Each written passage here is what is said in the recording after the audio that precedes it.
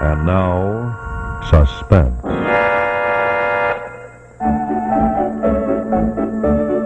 Your host is Autolite, world's largest independent manufacturer of automotive electrical equipment. Producer of over 400 products for cars, trucks, tractors, airplanes, and boats in 28 plants from coast to coast. Autolite makes a complete line of ignition-engineered standard and resistor-type spark plugs and dependable Autolite stay-full batteries. Other products made by Autolite include horns, electric windshield wipers, relays, ignition coils, and batteries. Then there's spark plug wire, battery cable, starting motors, distributors, generators, instruments and gauges, and a complete line of ignition-engineered Autolite spark plugs. In addition, there are bullseye seal beam headlights, fuel pumps, bumpers, and hubcaps. So remember, from bumper to tail light, you're always right with Autolite.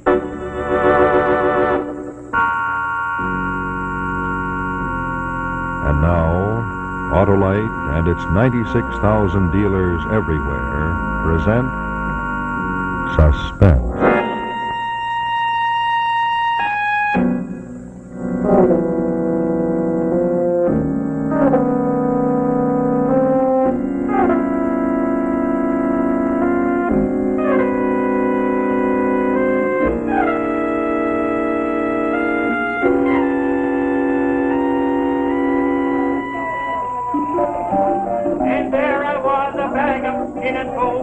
Lying on the banks of the river Orinoco with an arrow wound in my body. It was then as I lay in the valley of the shadow, that my glazed eye happened to notice a curious unknown plant sprouting by my side.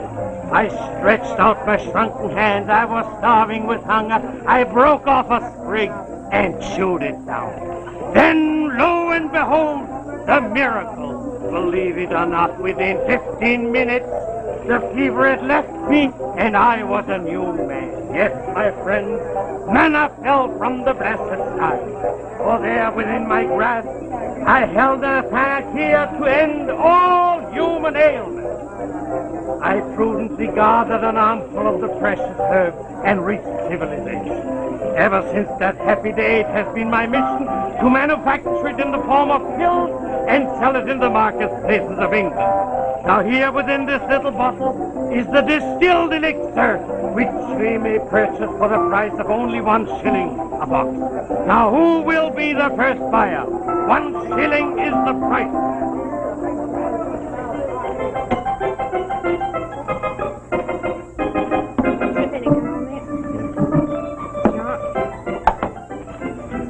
That'll be 6pence, please. Hurry up, my girl. I haven't got all day to wait. You wait your turn. Who do you think you are? Henry VIII or the fat boy of Peckham? That's quite a comedienne. She ought to be in the music hall. You got the looks for it. Oh, thank you for nothing. Now, what'll it be? Addis Whiting Place or... Well, when I first came in, I fancied a nice piece of Dover sole. But now that I've seen you, I can think of something I like better than fish. Such as? Such as a little kiss to whet my appetite. Here, you take your hands off me, you... That's a nice little flipper you got there. What's your name? Beatrix. My friends call me Bee. Bee, eh? A little honey bee? Oh, you ain't off got a nerve for a stranger. Here, there, you're gonna stand there all dud chewing the fat. Oh, anybody think he'd got the place? All that's the matter, please. Say, who do you think you're pushing? I don't think I know. A fake, that's who I'm pushing. A fraud. Who's a fraud? You are, you great fat bladder of lard. I happen to work in the chemist shop here. I took his panacea, as he calls it, to my governor. I had him analyze them pills. They're nothing more than bicarbon sugar. Bicarbon sugar, that's what they are. Take back those words. Dr. Potterson. Dr. Maillard. You're a dirty lying quack. Come on. He's a killer. Let go off me.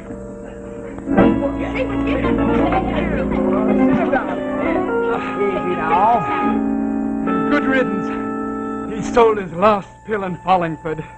Dr. Blasted Patterson. That's right. Now you drink that up. That's a good one. And here within this little bottle is the distilled elixir, which you may purchase for the price of 1 shilling a bottle.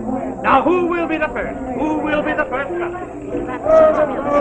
Hey, White, it might be a good notion to buy some from him. Then he might remember you later when we get down to the real business, eh? Yes, but you'd better stick here. I don't want him to see you yet. You'll need all your wits about you for the job you do on him later. I won't be long. That's them, all right. Clean shaven, dark complexion, 5'9", check cap. And the girl, red hair, pretty, turned up nose, check skirt, straw hat, stockings beige. I wonder why they split up. Oh, we've got to keep our mince pies glued on it. The inspector says we must not let them out of our sight. And when Scotland Yard moves in on a job, you can take it from me, they're likely to be pretty slippy customers. What about you following him and me following her?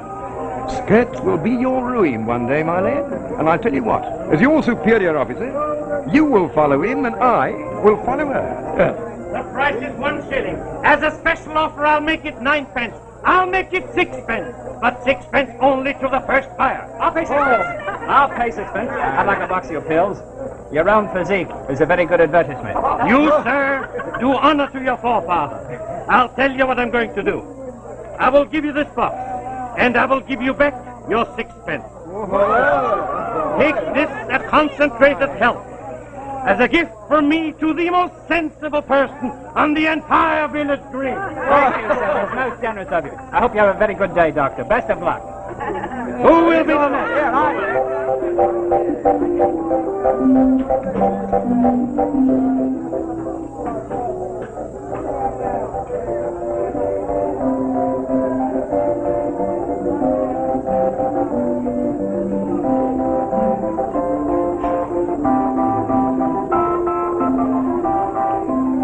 Well, I think I got his attention all right. He'll remember me. Good, let's go over to the Crown Boys. They're set to be there within the hour. Come on.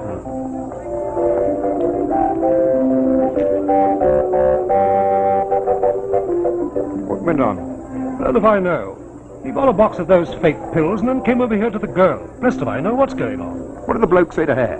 Just caught the last phrase. Something about getting a good place over at the pub. Oh, did he? Well, our instructions are to stick to their heels, so we'll go and get a good place over at the pub. That, my boy, is what I call combining business with pleasure.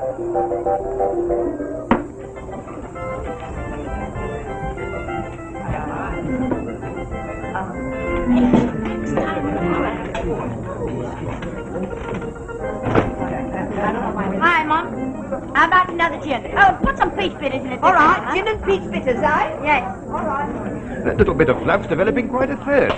That's her third gin. Yes, she certainly has a capacity. Can't you use any word under 3 syllables? Good evening, my Oh, lost the tongue. Good evening, Martell.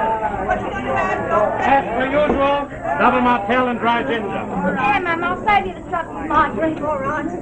Oh, I'm sorry. Thirsty weather, eh? Yes, a bit too thirsty for me. Well, you're in the best place in the world to put that right. Yes, it'd be better off if only buy me another drink.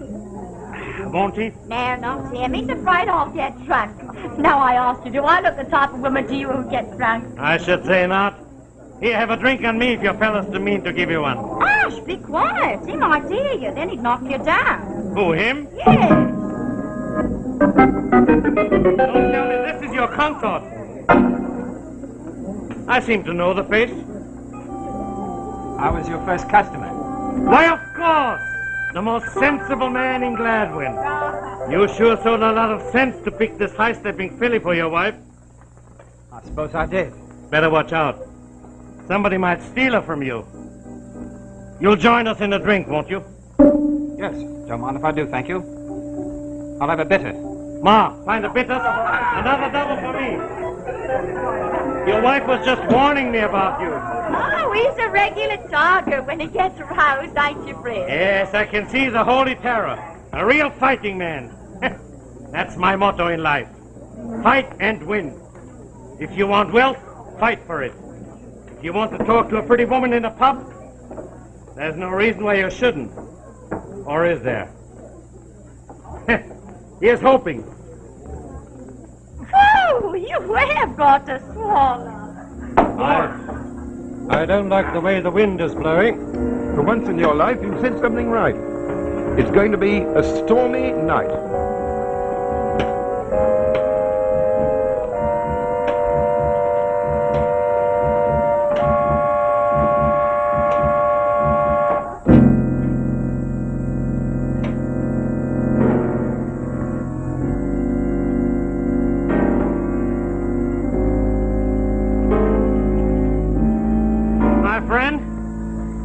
I tell you, if you want something and you're a real man in the fullest sense of the word, you'll take it. I make my own rules in life. Here, feel that muscle. It's strong as iron. I wager I could kill a man with one blow of my fist tonight if I was driven to. Can I? Well, I wouldn't want to get in a fight with you, my lad. My dear, you'll never have to be afraid of me in that respect. I've never raised my hand against a woman in my entire life. But if it's a man I'm up against... What would you do, Doctor? Do? That wouldn't be nice for a woman to know. What's so funny? You were funny, that's what. We ain't all fools, you know, even if we do buy you sugar and soap pills. What do you mean? You're a bragger, that's what you are. I'll wager that you've never done anything in your own life. I'll tell you, when I was attacked at the Amazon by wild Indians with poison darts, I put 3 of them to sleep with my bare fist. In foreign places, it's here what matters. My wife's quite right. If you was to kill a man in England with your bare fists, you'd be caught by the police and you'd swing within 3 months. You're afraid of the coppers. I would be, if I committed murder. Murder? Who in the name of 10,000 devils is talking about murder? I still say, if you're a real man, you're not afraid of the police or anything else in the entire world. Here, Ma, fill her up.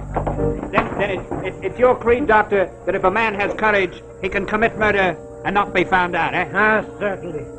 What do you think happens if a fellow pulls a really well-planned affair? The coppers don't cop him, that's all. Wrong. They are not even called in. The verdict is accident or suicide. Sounds like if I ever wanted to kill anyone, I could come to you for advice, eh, Doctor? I flatter myself I could tell her a point or two. And I don't think I could ever kill anyone. Not that there aren't people who deserve to be under the sod. One in particular. Whenever I think of him, my blood goes all curdled like inside of me. Rolling in wealth he is and did me out of my share of my father's will. Every time I see him stepping into his first-class carriage, I'd like to bash his smug dial to a pulp. That's good, Willie. I'm glad you have some real red blood trickling through your veins. Anyhow, I doubt if even you could tell me how to get rid of this blackguard. He's so scared of burglars, nobody could ever get into his house. If you can't kill him in his house, kill him in the street. What's so funny about that, Mr. Know-It-All? I'll tell you that you couldn't no more knock off this fella any better than my husband could. Ah, there's always a way. There's always a way. All right, then. Tell us the way. Tell me husband the way, Dr. Cheap Jack. All right. I'll take up the challenge. I'll undertake to tell this underling how to eliminate this enemy he has a grudge against. But first I must know who the victim is going to be. Now tell me, my little man, who is it you have an urge to remove from this veil of tears? I'd like to murder my brother.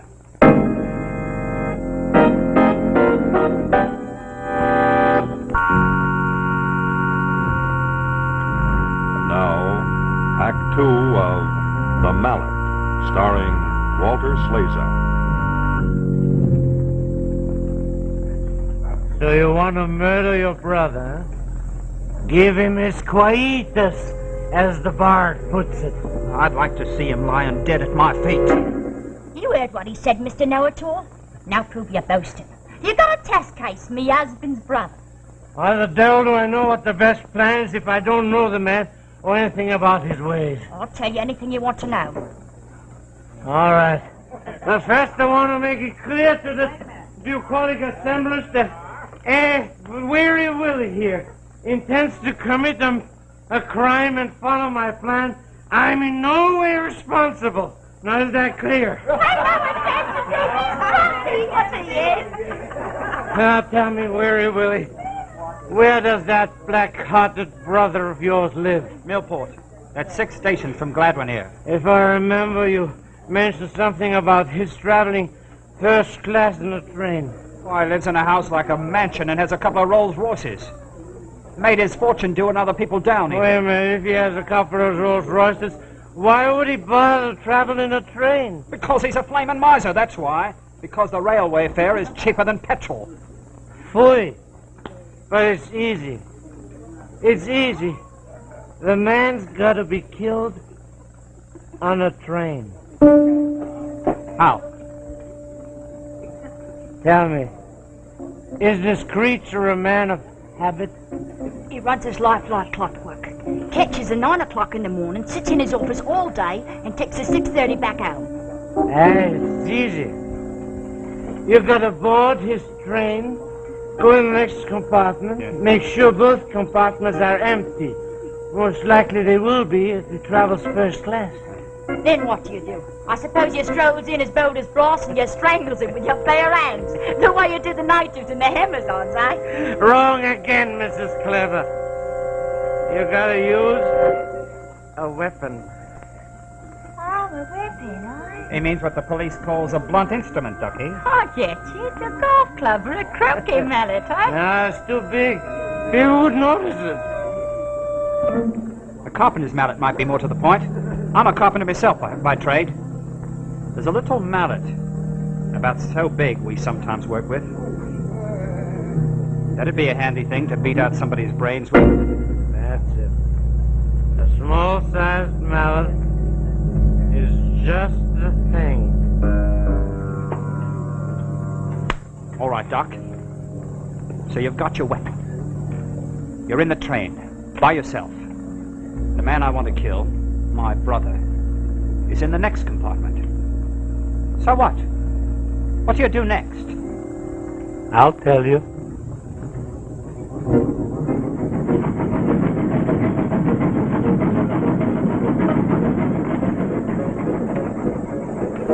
Naturally, you don't carry the thing you're going to kill him with right out in the open. It's got to be hidden. So you carry a bag, a black Gladstone bag for choice. It's sort of proof-safe. Then what do you do?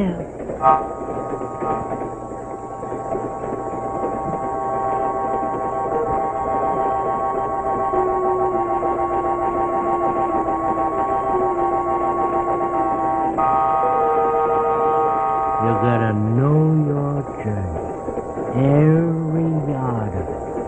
You've been over it again and again. You know every house, every landmark, even in the dark. All right. So you goes in the corridor and waits. You knows the route. But tell me, what's the point of the waiting? Yes, why don't you dash in and finish him off pronto? The sooner the better, I'd have thought. That's just where you'd hang, Weary Willie, and I wouldn't. You know, it's night, but still people are always watching trains. Little kids from back windows. You gotta wait your opportunity when no one can see you. And where might that be?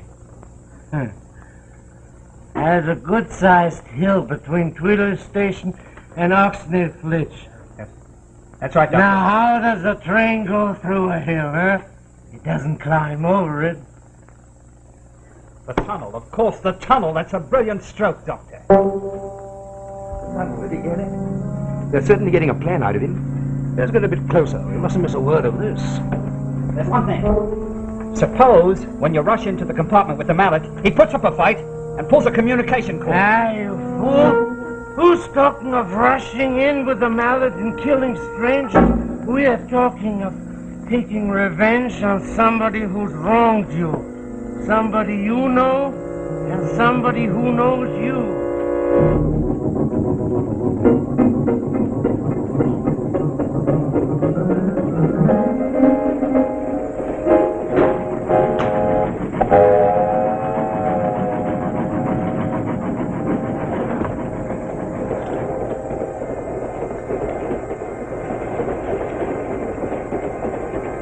Oh, you. When have you taken to traveling first class? I've had a bit of luck. Fortune smiled at me at Ascot. I won £3,000. What are you going to do with it? Blow it all back to the bookies? Oh, no. I've seen the light. I've learned my lesson. I'm going to buy me a little tobacco business. Well, I'm very glad to hear it. For my sake, as well as yours. From now on, perhaps you won't keep pestering me for cash.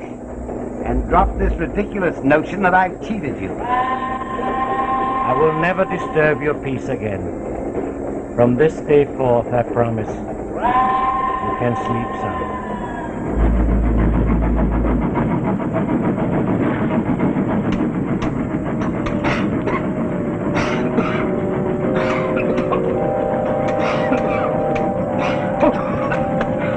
Close the window.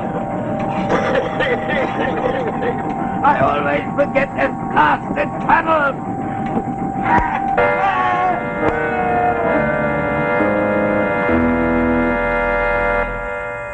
That seems pretty watertight, Algernon. And neat, to say the least of it. Most ingenious. Now comes the real problem. You've killed a man. Nobody's seen you. But what do you do with the body? That's been the downfall of most criminals. Hi, you ain't so dumb after all, Fred. And you ain't out of the woods yet, Dr. Cheap Jack. What do you do with the body? Hey, you all got the brains of gnats. Naturally, you've got to dispose of the body. That's easy to any man of brains. Now, isn't there a river to cross with a big bridge just before you come to Oxley Flint Station? That's right, Doctor. Well, come on, you little liver sheep. Use the imagination. The train crosses the bridge. You open the door. You pick up the body. And you throw it out the window. It's down into the river. It's a 20-foot drop. With rocks. They find the body. Poor fellow.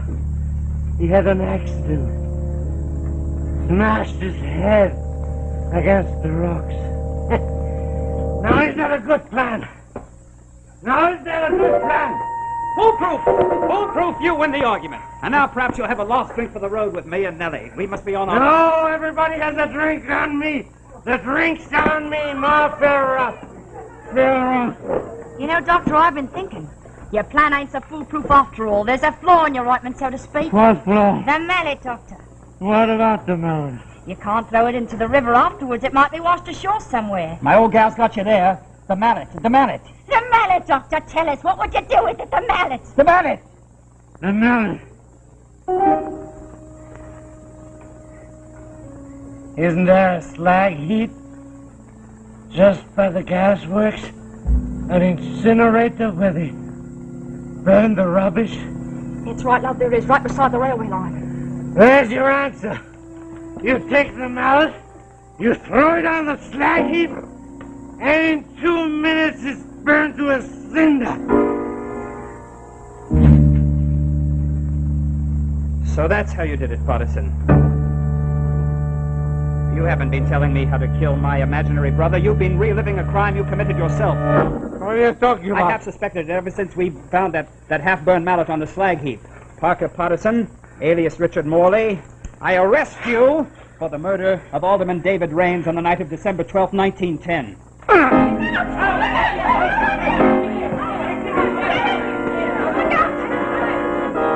Nice work, boys. Thank you. Nice work. Always proud to cooperate with Scotland Yard, sir. Who the devil are you? Scotland Yard. I'm a detective, and this is my wife. May you both rot in. That will be your privilege, Partisan. And incidentally, I don't accept gifts from murderers. Here is your life-giving herb, although I don't think it will do you much good when you're dangling from the end of a rope. Take him away. All right, Prince in the house.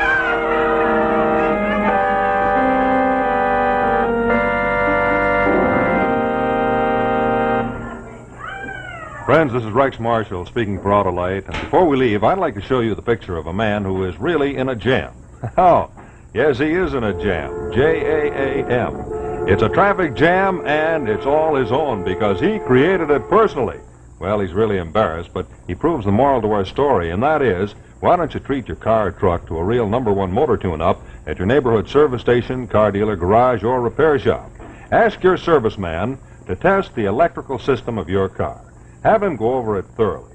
The coil, the generator, the distributor, the battery, and the wiring. And if your car needs replacement parts, ask for and insist on original factory parts exactly like those that were installed by the manufacturer. You know, all Autolite parts are original factory parts, engineered to fit together perfectly, work together perfectly, because they're a perfect team. So don't accept electrical parts supposed to be as good. Ask for and insist on Autolite original factory parts. And remember, from bumper to tail light, you're always right with Autolite. Portions of this program were mechanically reproduced. Heartwarming story of suspense, Dancing Dan's Christmas by Damon Runyon. This is CBS, the Columbia Broadcasting System.